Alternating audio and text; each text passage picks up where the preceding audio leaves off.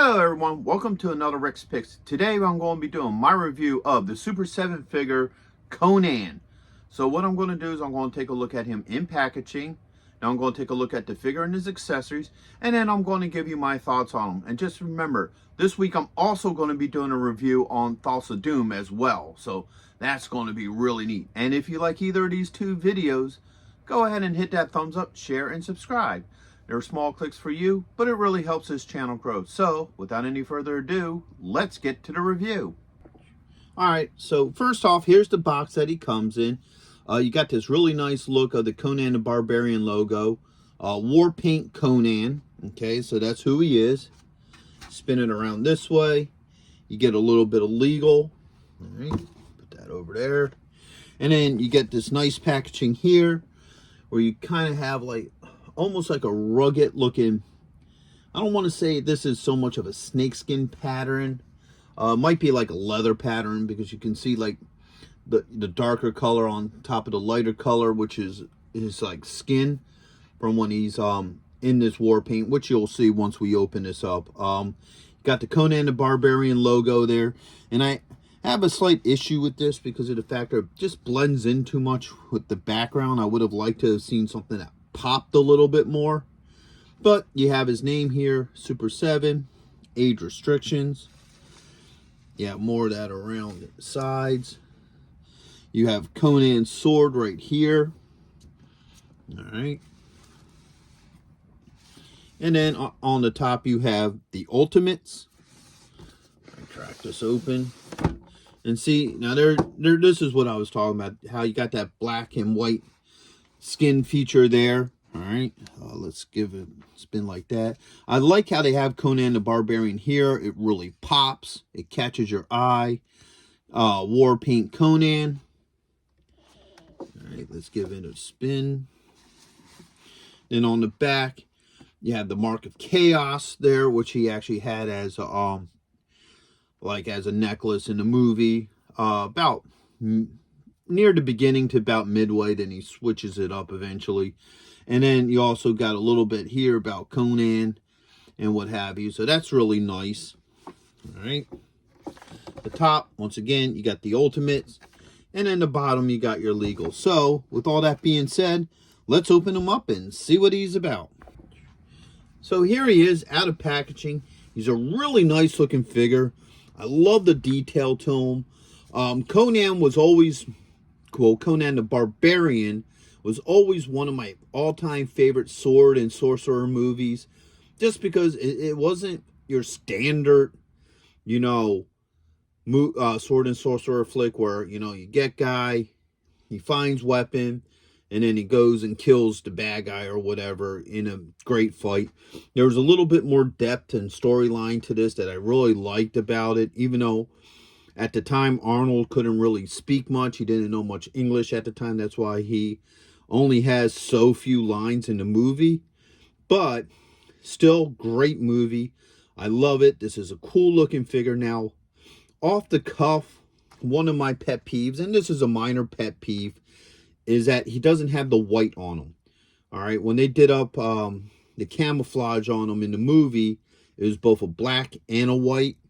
So I don't know if they did that just because they want to keep a flesh tone to him, or what's the case is with that. But I would have liked to have seen that, you know, white on black on him. But I like how they add all these little blood splurts and stuff from when he, you know, went on a slaughtering rampage inside the Temple of Thoughts of Doom. So let's give him the rotation. All right. They definitely put a lot of attention to detail on him. Okay. So let's go through his points of articulation. So his head is on a ball joint, a little stiff. All right. He has a shoulder joint, a bicep swivel, an elbow joint, and a wrist joint. All right. Put those arms up. He has a joint right here underneath the ribs, and then one at the belt line. All right. He has a thigh joint, a knee joint. Actually, that's a hip joint. I'm sorry. And he also has a little bit of a swivel at the knee, and then he has an ankle joint. All right. Put those arms down. Now he comes with a couple different things. So he comes with a few different hands. So he has a hand for the sword. All right, he has 2 of those. And then 2 closed fist hands. So you have this one. And you have this one. He has, you know, his angry face. All right. He has the sheath for his sword. All right. And then he has, of course, his iconic sword covered in blood because, like I said, spoiler alert for anybody who hasn't seen the movie, this is where him, Valeria, and Subadai go to raid the temple, you know, after he was, you know, captured by Falsa Doom, tortured, and technically died. That's as far as I'm going to leave it because I don't want to do too many spoilers to the movie. So, all right, with all that being said, let's take a look and see how well this stuff works with him. All right, so first off, let's swap heads. All right. Oops. All right. We'll get that in a second. All right. So that popped off pretty easily. This one don't want to go on.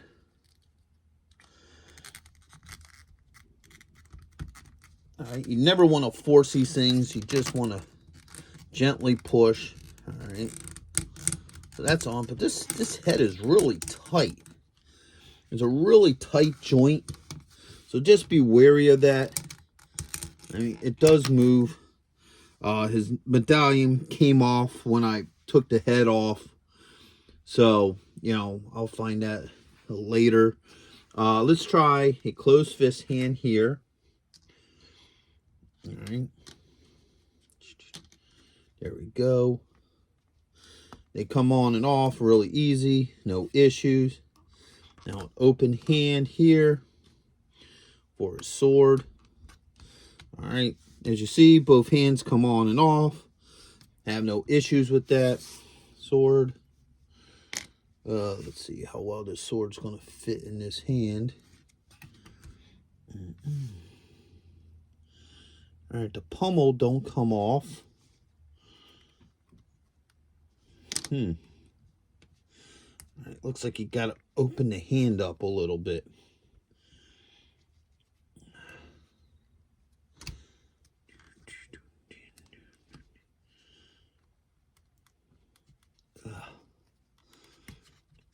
Yeah, this is going to be a little bit of a problem getting on. You really got to open up the hand. All right, there we go. All right, so the fingers are movable on him. So they're, you know, they're flexible so you can work it over. I think it would have been a lot easier to get the sword in and out of his hand if it would have a removable pommel.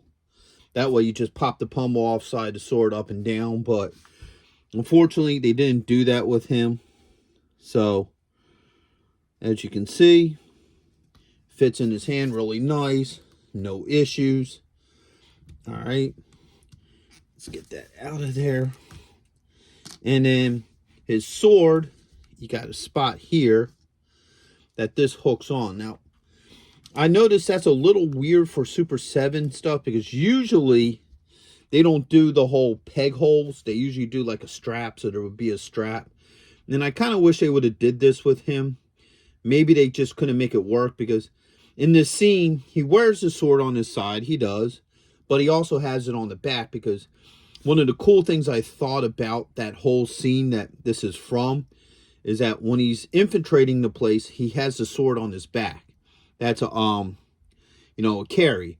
And then when he's getting ready to strike and fight, he moves it down to his belt so he can easily, you know, unsheathe the sword once he was ready. So I always thought that was a neat tidbit because it was a more realistic thing. Like you would carry your sword on your back, but that's not your draw position because, for one, in reality, you can't draw your sword from a back. You know, you always see the ninja movies and stuff where they do it.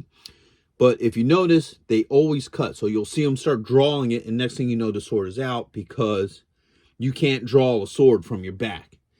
You know, anybody who owns a sword, you tie your sword to the back, even if it's like a cosplay sword. Try pulling a full blade sword out of a, you know, scabbard. It ain't going to work. So I thought that was really neat that when he was getting ready to fight, he moved the sword from his back to his hip. And I wish this figure would have had that option to where he could also carry it on his back as well. But with that said, let's see how well this pops in here. Really nice. Okay, so the sword has to sit like that. So there you go. Now he has the sword at his side. So overall, I really do like this figure. I love the detail to him. Other than the couple minor things that I spoke of about the figure, overall, I think he's great. I think he would go great with the rest of your Conan and movie collectibles. What I'm really hoping is if they did this Conan, I would love to see this style Valeria and Subadai. I think that would be awesome. That way you would have all three of them.